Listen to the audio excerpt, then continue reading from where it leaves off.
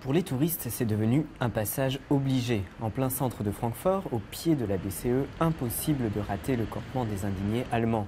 Une vingtaine de militants campent ici.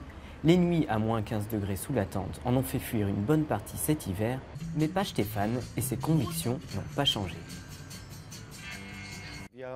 On n'en peut plus, on veut du changement et on ne se sent plus vraiment représenté par les politiques élus. La vie de cette petite communauté s'est peu à peu organisée. Canapés et fauteuils récupérés améliorent l'ordinaire, la cuisine est faite à tour de rôle et une cybertente permet de tisser des liens avec des indignés du monde entier.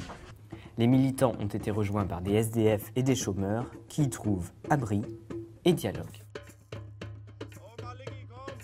Je me sens un peu plus libre car je sais que je n'ai pas la pression du loyer à payer. Et ça aide un peu quand cette pression s'en va. Dans une capitale financière allemande tirée au cordeau, les indignés soignent leur image. Même l'électricité et l'eau sont payés dans les règles, un respect qui expliquerait la longévité du camp. Ce rassemblement est enregistré à la mairie et on n'a aucun problème avec la police. En tout cas, beaucoup moins que dans d'autres pays. Malgré tout, après 7 mois, la ville commence à perdre patience et met la pression pour les faire partir. Convaincus que la crise leur donne raison, écœurés par le pouvoir des banques et de l'argent, les indignés n'ont eux aucune intention de lever le camp.